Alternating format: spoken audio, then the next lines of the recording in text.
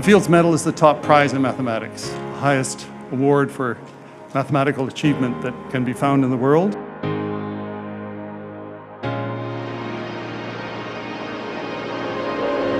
And in this symposium, we celebrate the extraordinary life of Maryam Mirzakhani, who died tragically young after accomplishing a great deal. And for her remarkable work uniting geometry, number theory, and dynamics, she was awarded the Fields Medal in 2014.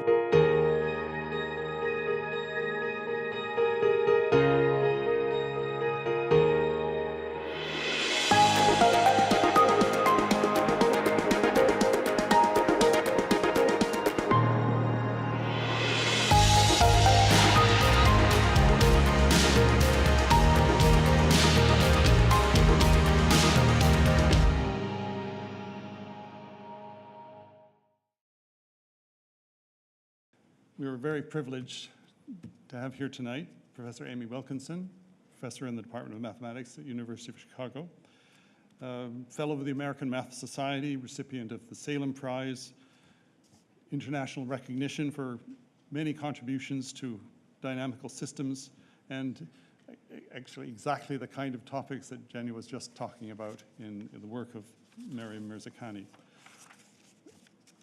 Please welcome Professor Wilkinson. I want to tell you something about Maryam's math. The part of her math I'm going to talk about is her classification with Askin and Mohammadi of SL2R invariant measures on the space of moduli space of Riemann surfaces, or quadratic differentials to be precise. I promise you, I'm not going to define any of those words. What instead I would like to give you is some kind of entree to the universe in which she lived and worked. And I'm going to start with a very simple classical problem called the illumination problem. And it turns out that Maryam's work can be used to solve this problem. So what is this problem? Well, first, I chose this piece of calligraphy. I thought it was a beautiful piece of calligraphy. It's from a poem by the 13th century Persian poet Rumi. The original translation by the calligrapher of this piece of calligraphy was something like, if you want to light up the world, you need to build a fire. Well, I asked a friend of mine, Ramin Taklu-Begash, who I'm going to share with you a painting of his at the end of this talk, if he could do his own interpretation on this piece of poetry. And the first thing he did was he looked into what exactly this poem said. And his translation of this little snippet was, if you want to light up the world, you have to light yourself on fire and burn like the sun. And well, there's a sun that's gone from our lives. I really wish she were here to be giving this talk. And I'm sure everyone else wishes it too. But I'm humbled by this opportunity to try to say something about what she's done. And so let's get started.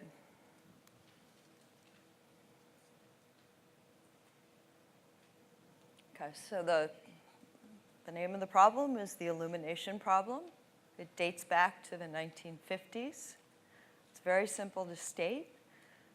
Let me back it up a little bit. It's somewhat appropriate that this is a talk about light, given that we have Dr. Strickland here. Well, what happens when you shine a light?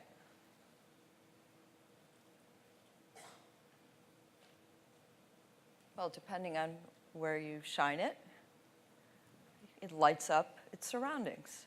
So in this particular case, there's a light bulb in a square room, and if you turn on a light bulb in the middle of the square room, the room is illuminated.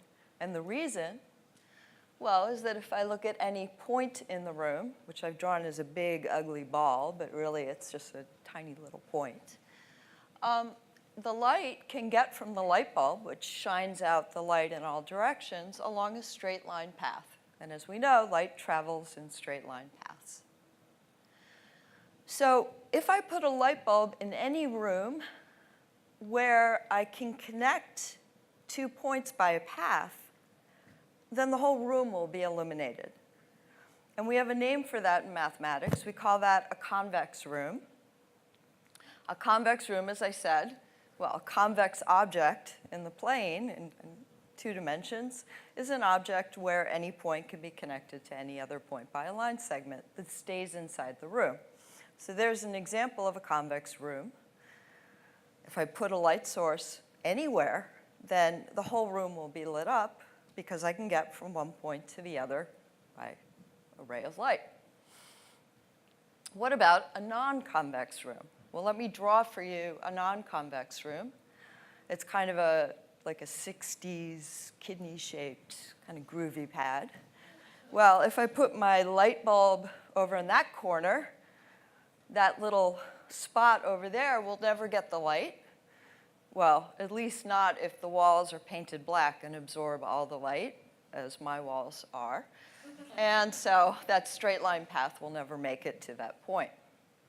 But what instead might happen if I mirrored this groovy 60s pad so that everywhere the light shines, it can bounce off the edges of the wall. And as we know, light, when light hits a mirror, it bounces off with the angle of incidence equal to the angle of reflection. So now it's not so clear if light can travel from this bulb that I've represented by a dot to that black dot.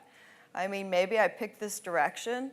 It might take a very long time. Maybe there's another direction that gets over there more quickly, but it's not obvious from looking at the picture. That's the illumination problem. And the question was posed in the 1950s whether, for every room with mirrored walls, if you put a light bulb anywhere in that room, will it light up the whole room? The mathematician, physicist Roger Penrose found an example in 1958 of a room in which this is not the case. So this room is constructed, again, with mirrored walls. This room is constructed by a couple of, well, you take an ellipse, you cut it, you kind of move the two halves apart, and then you do a little mushroom thing in between. And in this room, he proved that if I put my light source right there in that corner of the mushroom cap, then the entire section of the room will remain in darkness. And I've just represented this by a dark dot. Now, it's not clear what happens if I start at a different spot. And just to give you an idea, again, of how complicated this question is, I decided to draw some, how the light might travel starting in one direction around the room. Another, much more recent room with an even more curious property than the Penrose room was constructed by George Tokarski in 1991. And this room has straight walls. There's no curving walls. And it has 26 sides, and it's called the Tokarski room. And this room has the remarkable property that there are 2 spots in the room where if I shine a light in that yellow illuminated spot, it can get everywhere in the room except for that black spot. Now, of course, the black spot is a mathematical black spot, so it's to mathematicians, it's like infinitesimally small. Okay, so of course that big black, clumsy spot parts of it will be illuminated. But anyway, so what a beautiful object. So we as mathematicians, or at least we mathematicians who do this field called dynamics, like to talk about billiard tables. So the game of billiards is really quite similar, mathematical billiards at least, is quite similar to this question of illumination. We have a billiard ball, and of course it's infinitesimally skinny, but let's not worry about that. And we have a really magical table that has no friction anywhere, so that if we hit the ball in a direction, it will continue to bounce off the walls indefinitely, following the same laws as light reflecting on the walls, or the same rules as the light reflecting on mirrored walls. So if this Tokarsky room were instead a Tokarsky billiard table, and you found yourself, I put little pockets in the corners, because in billiards we don't really let ourselves bounce off of corners. Again, corners are infinitesimally small, okay? But if we were to put pockets in these billiards, and we found ourselves in this position, then you would be in a losing position, right? Because there's absolutely no way to sink that 8-ball. Okay. So I'm going to talk about billiard tables from now on, but you can think, if you prefer decor, you can think about mirrored rooms. There's the little cue. So what's a billiard table look like? Well, the billiard tables we're going to talk about are going to have straight edges, and they're going to have one other special property that is shared by this Tokarsky table. They're called rational billiard tables. It doesn't mean that they're logical billiard tables, that they're sensible, that they're rational refers to the angles. And in this particular billiard table, if you count the angles in degrees, well, you got a lot, 45 degrees, 135, 90 degrees. Those are all whole numbers, right, in degrees. Those are examples of rational numbers. More generally, well, I don't know if you need to know more generally than that. Let me actually define what a rational billiard table is and give you another example, which is a little simpler than Tokarsky. The remarkable thing is that by the end of this talk, the mathematics I'm going to tell you applies to the Tokarsky table. All right, so keep that in mind. So this is a rational billiard table, another example. Why is it called rational? Because if I look at the angles, there's a 90-degree angle, 135, another 135, and two more 90-degree angles. All of the angles are, in this case, whole numbers. Or more generally, they could be rational numbers. Again, rational in mathematics, where does that word come from? It comes from the word ratio. A rational number is a ratio of whole numbers. So a half, a third, 2/3. Okay, so that's the kind of general table that I'm considering, but only that kind of table. Now, what's so special about a rational billiard table? What's special is you can do something to it called unfolding.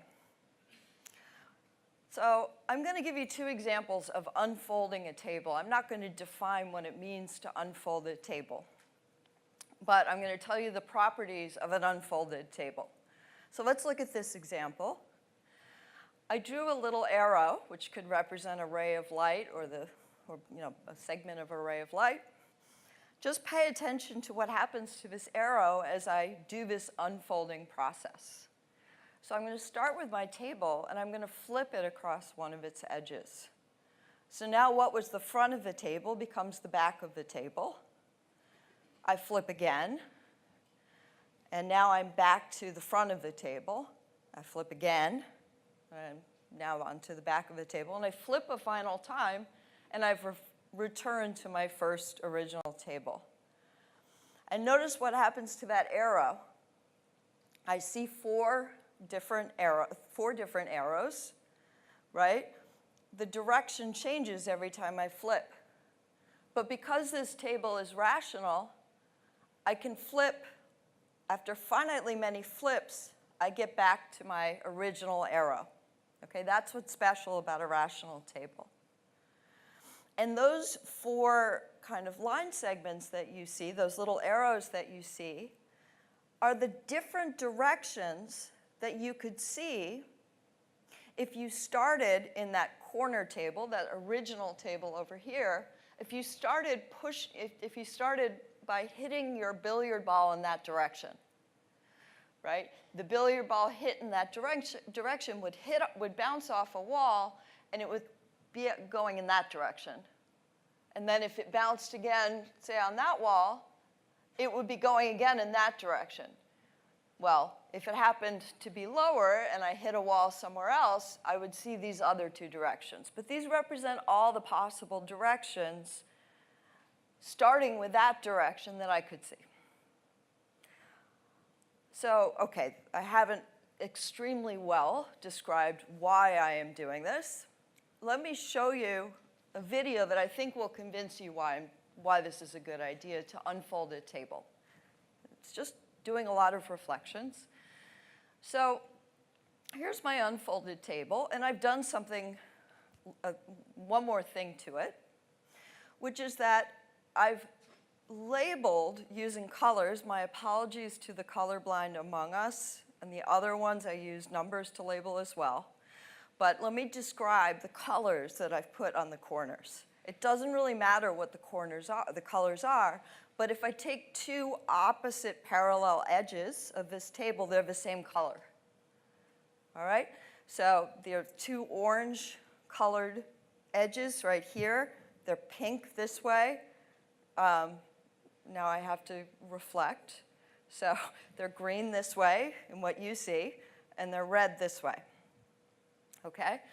And the reason I've done that coloring is those identifications are going to allow me to do something magic with my billiard orbit. So let's start with a ball on my billiard table, and I'm going to put it both on the billiard table, and I'm going to put it both on the table and on the unfolded table. And I'll play this movie for you a couple times. So there, I hope you can see this. Yes, you can, I think. There on the left is what happens to that billiard ball if I hit it in that one direction. You see it's moving around. It's somewhat complicated. On the right, you see these straight lines that are just wrapping. Well, this is how you should think about it. These straight lines are kind of wrapping across this unfolded table. What's the rule? The rule is that whenever one of the lines hits an edge, it starts again over on the opposite edge in the same location. And you'll notice that every time the line over here crosses an edge of the original billiard table, or even one of those edges corresponding to an edge of the original billiard table, that corresponds over here to a bounce. And every time you have a bounce here, you have a crossing here. So let me show you that to you one more time, because this is sort of the key, most important thing to understand to see the connection between this illumination problem and the work of Mirzakhani. So there it goes, bounce, bounce, bounce, right? Bounce. Okay, so look back and forth from left to right. Okay, so billiard orbits become straight lines in this unfolded table with this extra rule that whenever we go off on this edge, we have to come back on the other edge at the same point. Okay? So this object, this unfolded table, where lines correspond to billiard bounces, billiard orbits, deserves further examination. Because how do we understand an object like this, which is sort of like just a flat piece of paper even, but where we've got this funny identification of opposite sides? What would happen if we took these sides and we glued them to each other, since they're representing the same, they're sort of representing the same points. If I cross here, it's like I come back over here. So now I've numbered the edges for those who can't see these colors so well. So what happens when I glue these identified edges?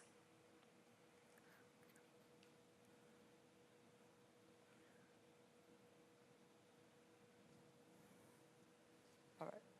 Well, I mean, for those of you who've seen some mathematics, in particular seen some topology, might be kind of comfortable with this question. But I don't expect most of you to be comfortable with this question. I think many of you, well, let's just say many of you who grew up in the 80s, or maybe who are gamers, or who saw Ready Player One, might be, or familiar with Atari, might actually be very comfortable with this question. Okay, so let me show you something, a kind of bizarre object, very similar to this unfolded billiard table. Okay, well, here's an object. Oh, but first, those of you, so that's my next example. This is, I guess, what I would call an easier example. So here's a it's not an unfolded billiard table necessarily, but here's a piece of paper where I've colored edges, and I've requested that you glue together the edges. And I can even number those so those of you can see. So what happens if I take a piece of paper like this? Okay, so this should be pretty concrete. And I glue those edges together according to this picture. Okay, who sees what this is? A cube, right. A lot of you see this. For those of you who don't quite see it, I'm going to give you a little hint. I'm going to give you some little folding lines. Okay, so now imagine folding on those lines and gluing across the colors, and what we get is a cube. Okay? So if I wanted to talk about kind of living on that cube, I could equally talk about living on this cross-shaped object, but with the rule that whenever I cross an edge, I have to, it corresponds to an edge over there. Now, the lines are not straight the way they were before. In other words, we're not identifying parallel edges. So this is a little bit different than the unfolded billiard table, but it's an example of how we can reconstruct what's called a surface, which Jenya was talking about, from a kind of a flat plan, like that. All right, now to the Atari example. So, so this represents, these white stripes are an artifact of some last-minute changes I made to my slides, which you should never do. Anyway, this is Asteroids, okay? That's a video game from the 1980s, an early Atari game. And you in this game are that little triangle guy, that little triangle, not necessarily a guy, that little triangle. And that triangle is free to rotate around and shoot at these objects. But you want this game not to kind of, be confined by this rectangle. And so you'll notice that these boulders, these asteroids that you're trying to shoot, when an asteroid starts to go across an edge, okay, this is playing on a loop, so I have to pick things a little bit more carefully. When it starts to go across an edge down there, it'll come out on the other side. Okay, so maybe I'll give you a minute to look at this. But the rule is, if you, the triangle, or one of the asteroids starts to go off an edge, you come back on the opposite edge where you crossed. Okay, and plenty of teenagers, the world around, are quite comfortable living on this universe, in which you never fall off an edge. But what exactly is this universe in which you're living? So in this universe, the opposite edges are identified. And now let's just do a thought exercise, and close your eyes if that's helpful. And imagine first identifying the top and the bottom edge of this rectangle. Okay? So imagine I have a piece of paper and I fold it over and I glue. I get a cylinder, right? A cylindrical piece of paper. And now the two side edges, the pink edges, are circles because they've been glued together. Now imagine taking a cylinder, and now you have to be able to stretch it and gluing together those two circles. So do you see what you get? You get the surface of a donut, what we call a torus. okay? And it's fundamentally different. Living on a torus is fundamentally different than living on a cube. Okay, but I want to remark that in some ways, thinking, if you tried to play asteroids on this object, it wouldn't be much fun at all because those straight lines get all warped. There's no way to represent that asteroids universe in our three-dimensional world, even if we could fold and so on. There's actually, unlike the cube, there's no way to represent this as what we might call a flat surface, a sort of faceted object in the three-dimensional world. You'd need quite a few more dimensions to carry out the folding we did in the last example. All right, now let's go back to our example. So this is the unfolded billiard table. And now I'll guide you a little bit on the exercise of how to see what kind of surface, what kind of object you get when you identify these edges. So first, let's rotate the surface a little bit. So we're rotating into the piece of paper into 3 dimensions. And now let's bend this piece of paper and bring together the 2 orange edges and identify them. Okay. I'm going to rotate this around a little bit. Okay. Now, in fact, that orange edge, we don't even really have to keep track of it, but I'm going to leave it there. Because once we've done the identification, it's like there's no edge anymore because they're one. All right. But let's bring together the top and bottom pink edges. Okay, so we'll bend this. Now, again, if we had paper, we'd have to rip it. We couldn't really fold it to do this. So now we're doing topology, and we're imagining that we have a completely rubbery piece of paper that we can bend and stretch at will. We just can't tear it. So if we bend this and we bring the pink, we get like a little, it looks like almost like a shrimp or something around the back. There we've bent it a little more, and let's bring together these pink edges. And now we get something that looks like a surface of a donut, but we still have 2 more edges or 4 more edges to deal with, right? So I'm going to rotate this down. That's what we're left with. Now I'm going to get rid of the edges we've identified because we don't need them. Now, this guy here, sorry, I'm pointing to something no one can see. This guy up here, not a guy. This is like a very bad habit that mathematicians are in.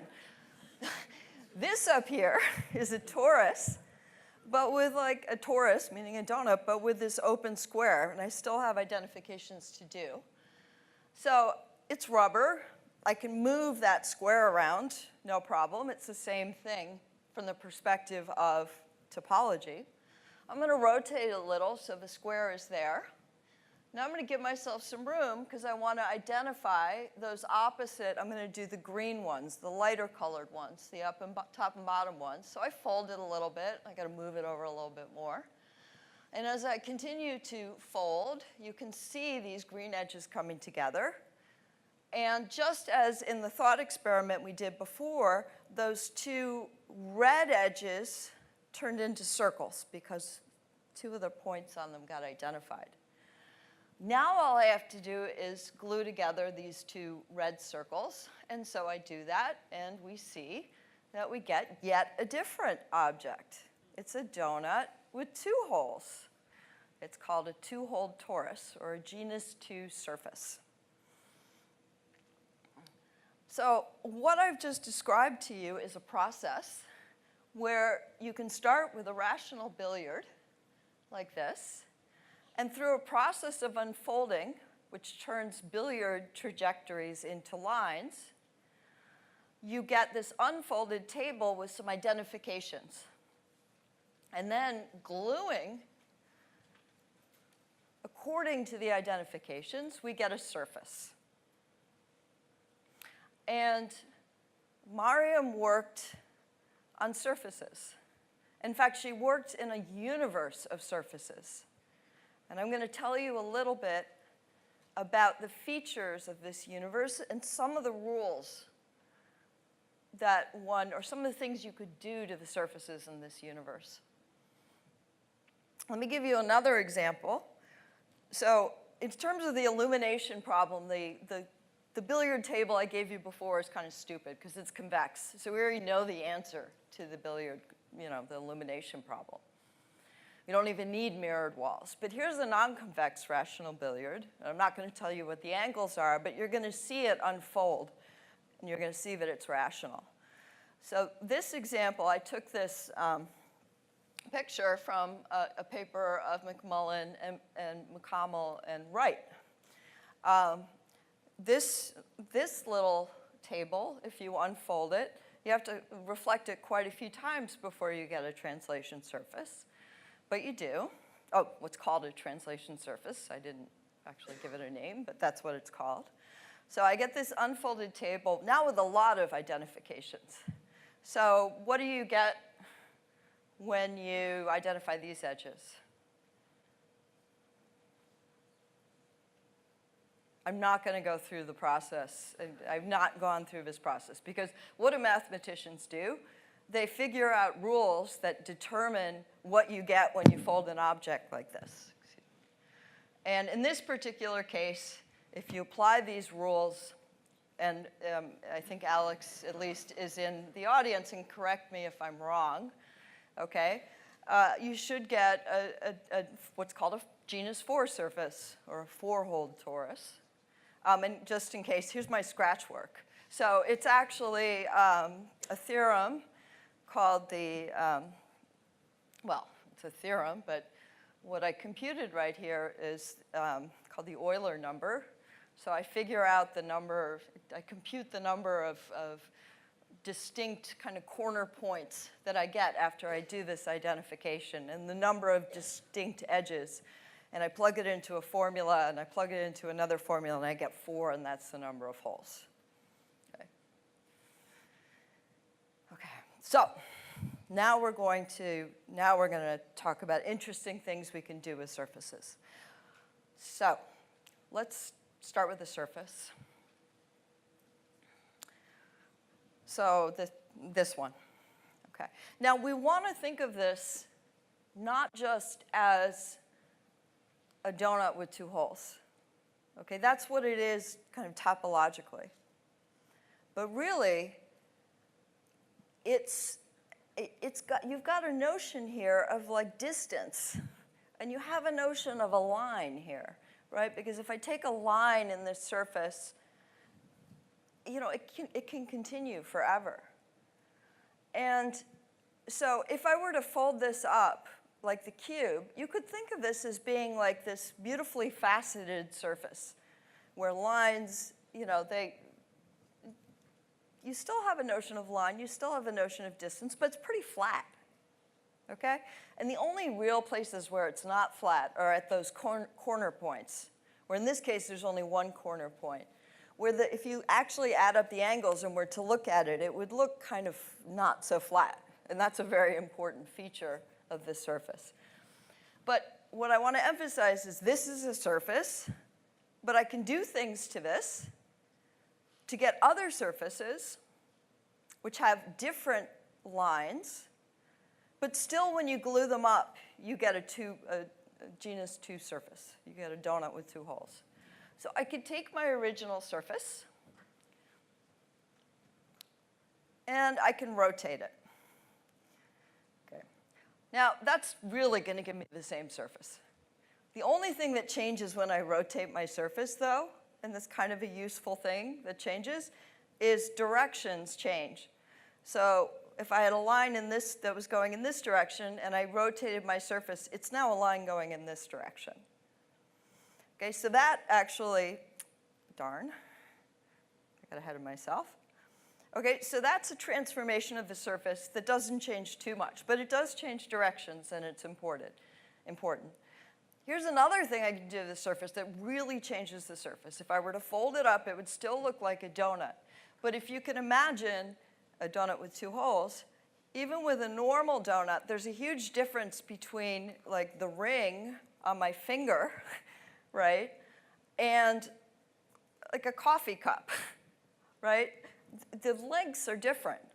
Here we have this really scaled surface where I actually just decrease the the lengths of the side. You know, I decreased it in this direction, I stretched it in this direction. Now I have very, very short, closed curves, whereas before I didn't have very short, closed curves. So this is a genuinely different surface. And there's one more kind of thing I can do, which is an operation that's familiar to physicists and engineers, and that is I can shear my surface. So you imagine I take my surface and I kind of push it away like that. Well, you can see the picture. So of course I can shear a little bit, or I could shear a lot. I can scale like a little bit, or I could scale a lot. But these are three fundamental operations that I can do to surfaces to get new surfaces. Okay? We still don't know why I'm doing this, why one would do this, but at least I hope I've made clear that there are three things, at least three kinds of things you can do to with surfaces. Well, once you have these three things, you can combine them. So for example, I could take, so the mathematical term is compose. But if I say compose, you're going to think about composing music, and we're combining them, okay? So that means I take my surface, I do one thing. For example, I could rotate it. And then I could do another thing, like I could scale that rotated thing. And notice what I get is a pretty weird-looking surface. It's no longer looking like one of the previous ones. Okay? So I have some rules. I have lots of things I can do to surfaces that will continue to keep straight lines straight, and will continue to preserve what's called the topology. So I glue it together and I get the same number of holes. But it will change very much, you know, what we would call the geometry of the surface. So here's another example of combining transformations. I could start with the same surface, and I could do a shear like I described before. And now I could shear in the other direction. Okay, well, in fact, when I have rotations and shears in one direction, I also get shears in the other direction by combining things. But let's just shear it this way, and now we get a funny-looking but somewhat familiar-looking different surface. So what is interesting about these things I can do to surfaces is that there's kind of interesting relationships between these different transformations. So for example, I showed you, if I do a horizontal and a vertical shear, I get a shape like that. Well, if I rotate, I scale, and I rotate, I get the same shape.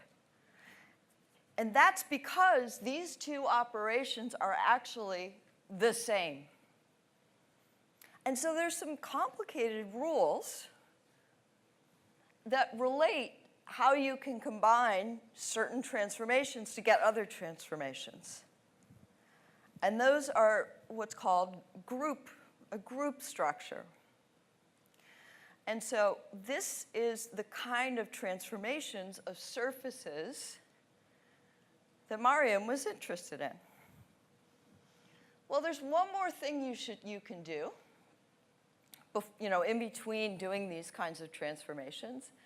And that is just to take your surface that you maybe have stretched out quite a bit through these transformations, like this one, and you can kind of bring it back to a nice compact shape.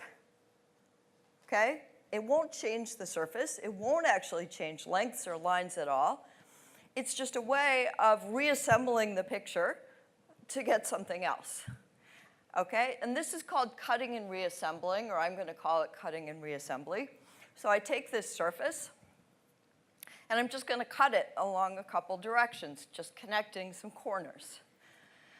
And now if I do that, I can actually, because I've done this cutting, I can now glue together some of those opposite edges that had the same color.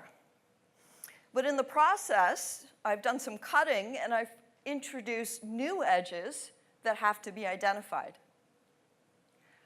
So if I do that, I get a new surface. But this is actually identical to the original surface. I've just cut it and reassembled it. Okay? So we now have some rules. We can actually transform our surfaces by shearing or by stretching or shearing or rotating. I'm sorry, that doesn't line up with my hand motions, but by doing those three things. And we can also cut and reassemble. All right.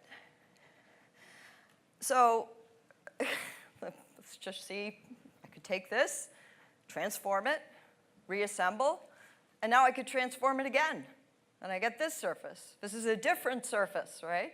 And I could transform, do some more transformations, reassemble, transform. So imagine all the possibilities. You're still trying to imagine why I'm doing this. But I'm going to convince you in a minute why this is a really interesting thing to do. Okay. Well, now Maryam comes in, and I'm going to give a biography far briefer and less informative than what Jenya gave you, but with the same basic information, just to remind you that she was born in Tehran, and she got her degree, or undergraduate degree, at Sharif University, which is like the top university in Iran, and her PhD at Harvard. She was a professor at Stanford, and I'm skipping some intermediate phases of her career. And in 2014, in one of the most personally moving incidents in my life, she received the Fields Medal. I was there at the ceremony with my teenage daughter, who was absolutely like all the Korean teenagers that Jenya spoke about, or not Jenya, someone else spoke about to me today, was completely starstruck. It was just one of the most exciting. I was actually literally in the audience going, whoo, whoo, whoo, you know, like some kind of, I don't know. Anyway, it was a fantastic moment. So part of what she won her Fields Medal for was her incredible thesis work.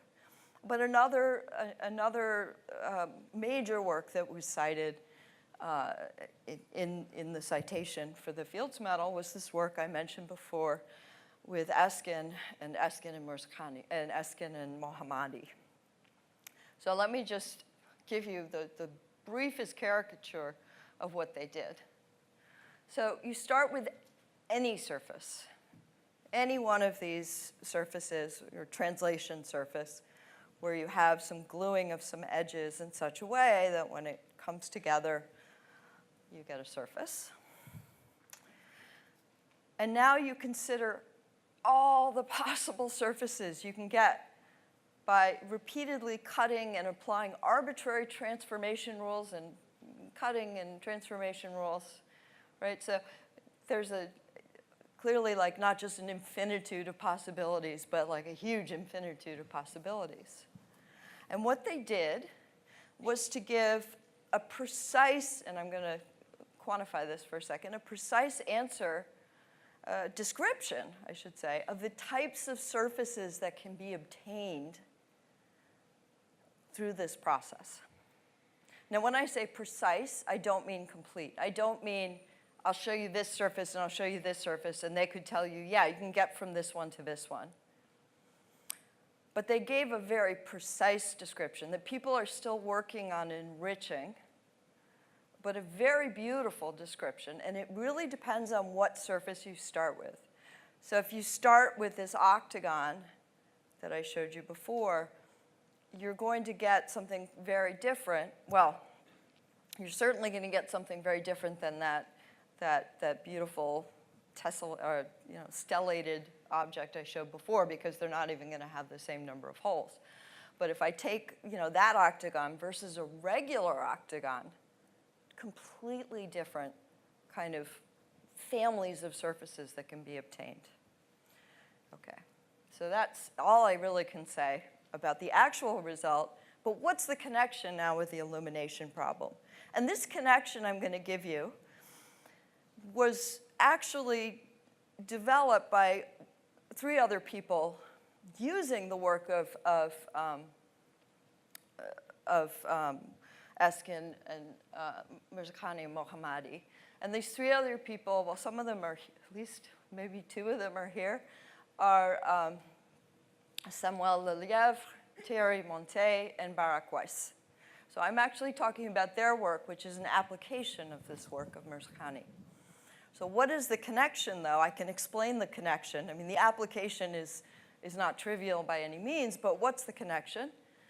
Okay, so I have for you, again, a picture of an original surface that's been transformed, that's been reassembled and been transformed again. I said to you before that these operations take lines to lines. They don't change lines in the surface. Okay? I mean, they change them in the sense that they're going to look different when you do these operations, but a line goes to a line. So what happens if I have 2 points that are sitting, a light bulb, a light source, and a black point, that are very close to each other, say, in the end? Okay? So they're connected to a little line segment. Well, I should be able to retrace my steps and figure out what line segment that came from by undoing the operations that I had already done. So here are these 2 points when I go and untransform the final surface. I still get 2 points, but notice the angle's changed a little bit. And now they're actually crossing a wall of the previous surface. So the surface where I have, again, I'm left and right, stop looking at this. So this surface came from this surface by cutting and reassembling. So if I back up where that came from, now these 2 points are actually kind of far away, and they're actually cut, in some sense, by this orange edge of the surface. So it's less obvious how these 2 points are connected than it is how these 2 points are connected. This is a less obvious connection than maybe the one that's just the straight line between them. And now if I back it up further, you see I have these 2 points, and there's a connection between these 2 points that corresponds to the connection over here. So we can always back up connections and get new connections. Now, what's the point of all of this transformation? Well, these transformations serve as a kind of magnifying glass, right? They can make short lines, depending on the direction, they can make short lines very long, but they can also make long lines extremely short. And this is how you can use this process to solve the illumination problem. So a consequence of the work of Eskin Mohammadi and Mirzakhani and Mohammadi, by the way, another Iranian who lives and works in the United States, Mohammadi, is the following. So now let's look at our slightly more stellated table. And imagine that I can transform and reassemble. Oh, and I have 2 points that I've indicated. Now these 2 points on this table, it's not clear because this surface is not convex. It's really not clear how I might get from that yellow point to the black point. If I try to draw a line, that's not going to work. But what it is possible to do is to transform and reassemble and do it many, many times. I'm not telling you how many, until I arrive at a new table where those 2 points are close together and I can connect them. And now if you back it up, that little connection turns into potentially a very long connection between these 2 points. So you can see how being able to kind of stretch out in some directions, reassemble, stretch out in other directions could be very useful.